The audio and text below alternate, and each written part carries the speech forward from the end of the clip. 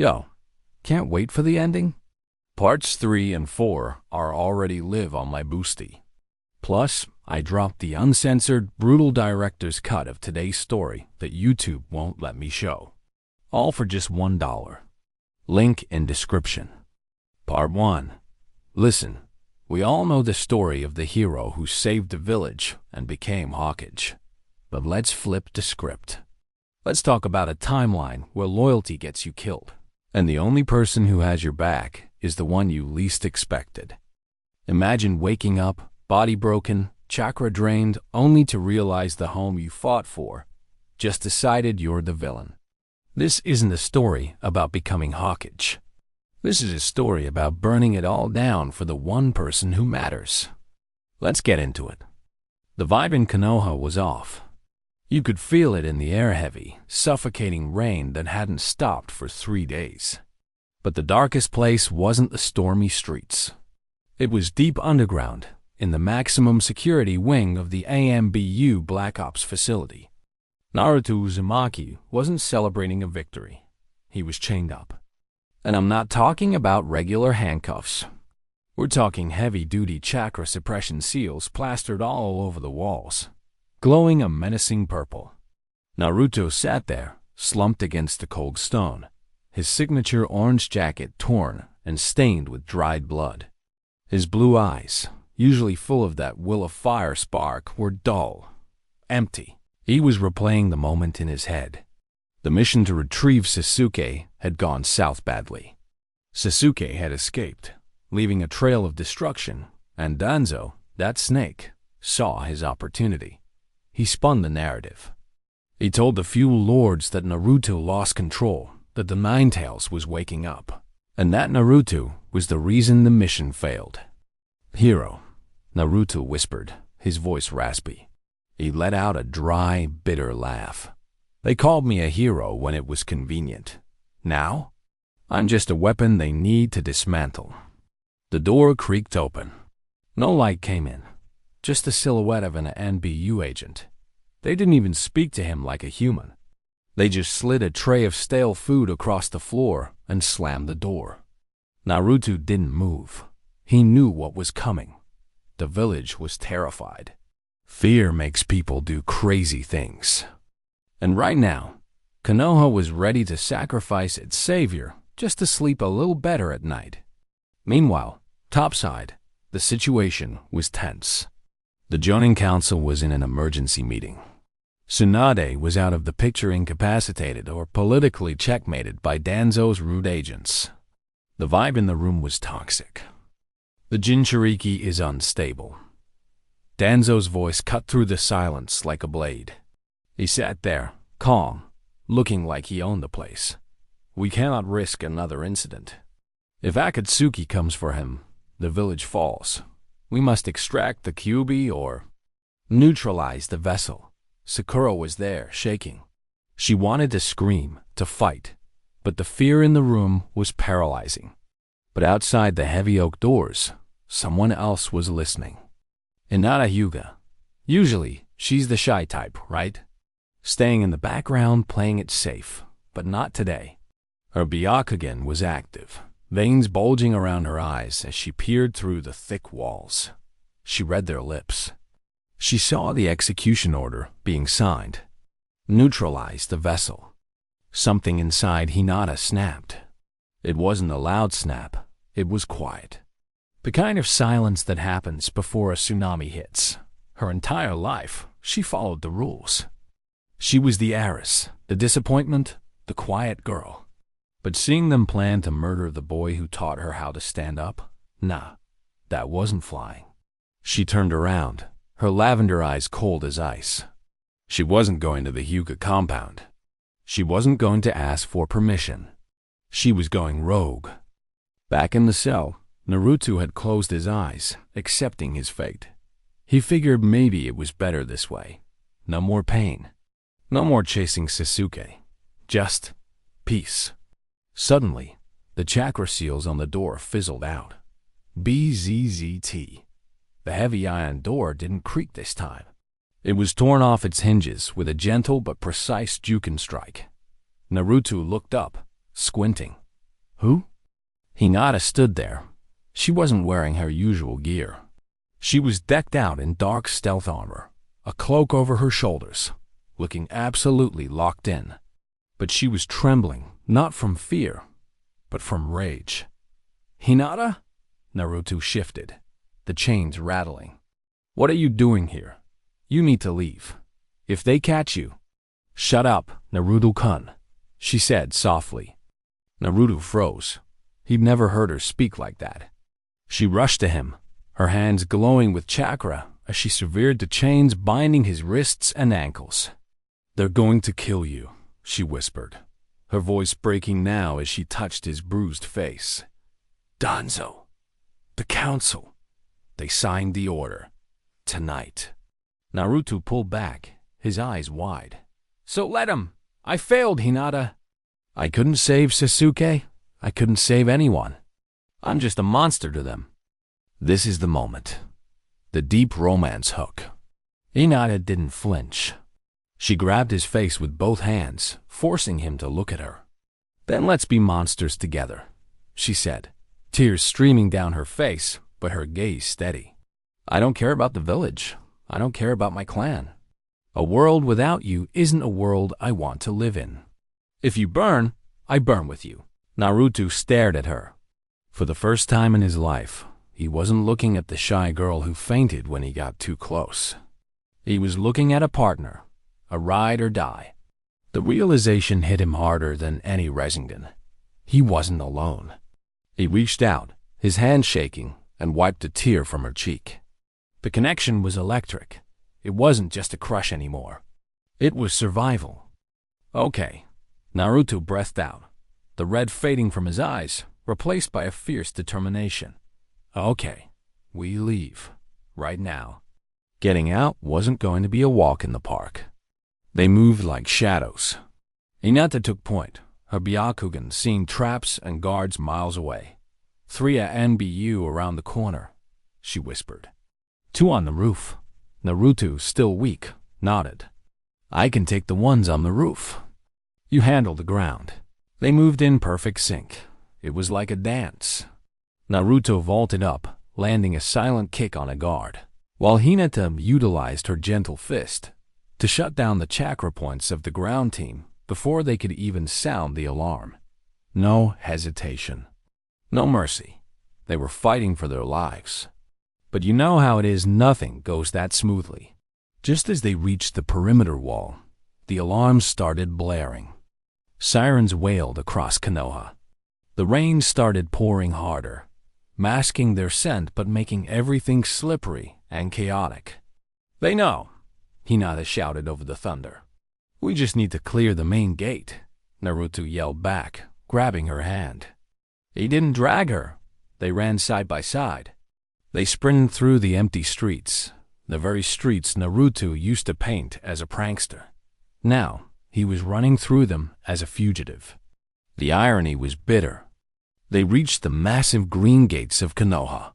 Freedom was literally steps away. The forest beyond beckoned them into the darkness. But then, a figure landed in front of them with a heavy thud, cracking the pavement. Lightning flashed, illuminating the silver hair and the single Sharingan eye spinning in the darkness. Kakashi Haddock. Naruto skid to a halt, his heart sinking into his stomach. Not him. Anyone but him. Kakashi didn't look angry. He looked sad. He held a kunai in his hand, his posture relaxed but ready to kill.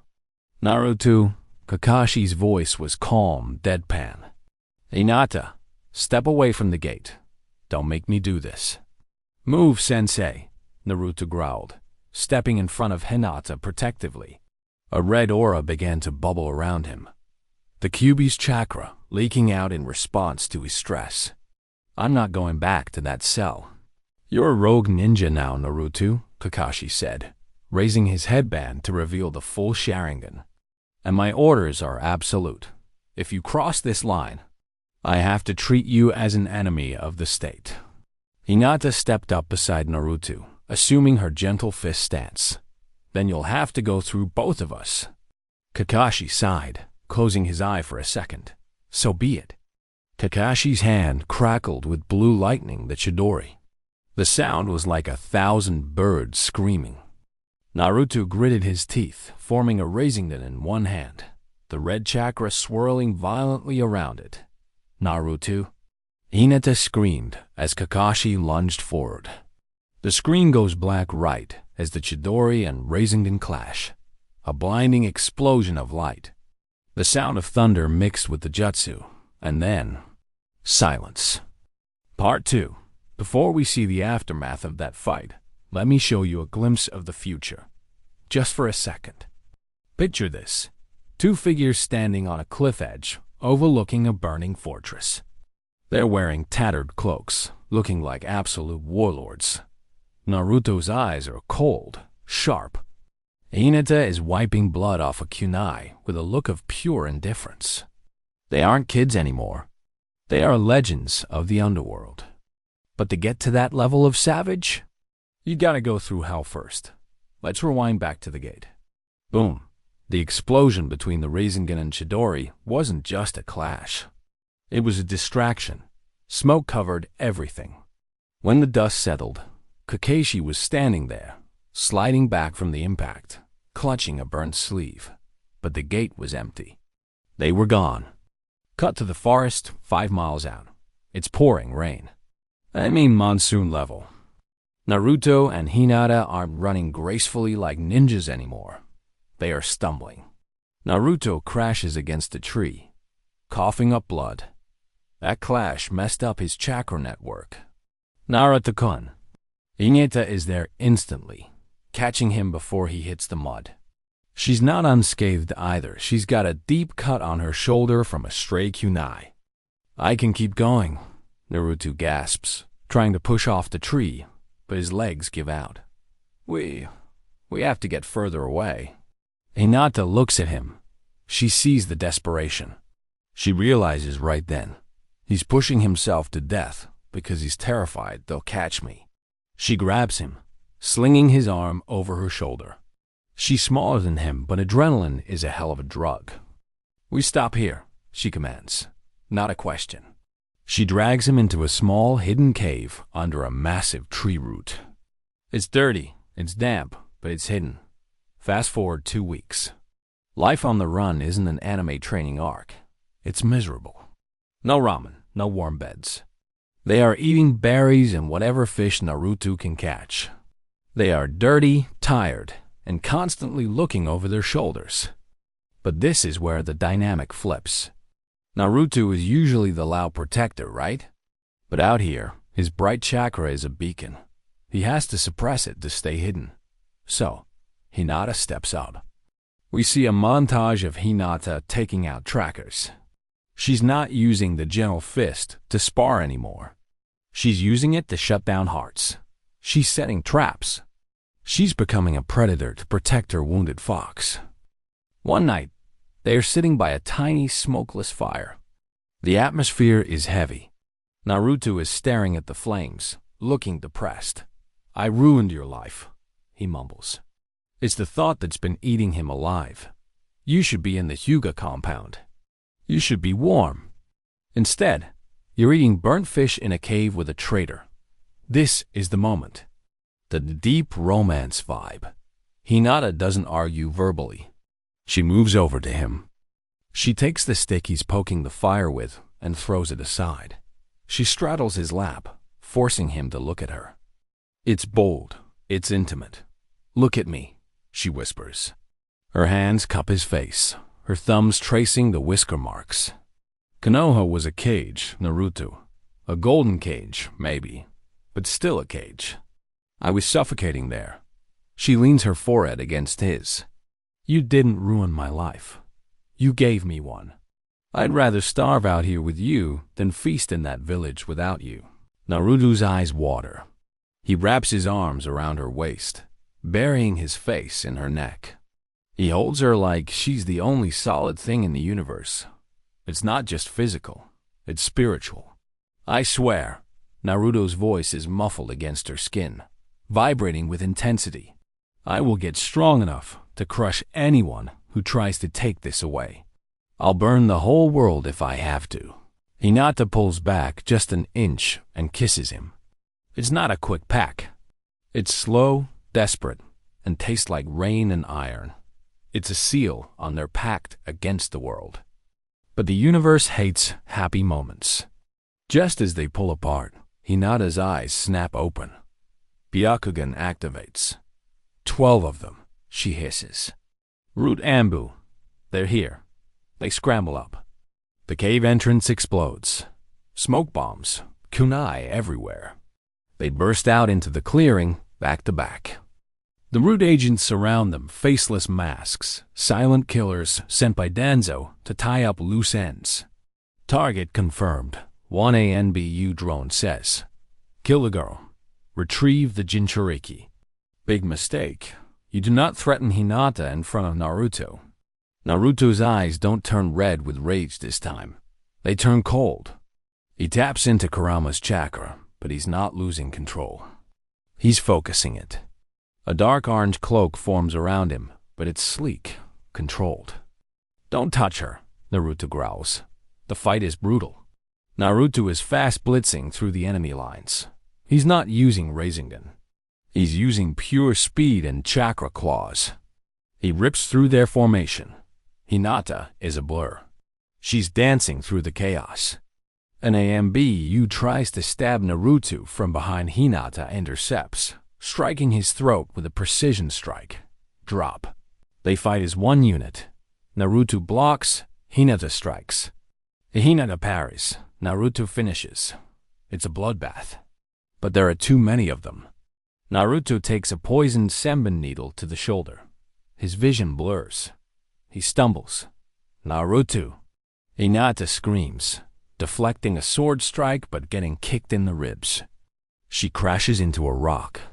3 AMBU close in on her for the kill. Naruto tries to move, but the poison is paralyzing him. He reaches out, screaming silently. No, not like this. The AMBU raise their swords. This is it. Game over. Suddenly, the sky above them shifts. The rain stops. No, it's not stopping. It's being blocked. Countless sheets of white paper swarm the clearing like a hurricane. The paper is sharp as steel. In seconds, the 3 ANBU threatening Hinata are shredded, sliced into ribbons. Naruto looks up, his vision swimming.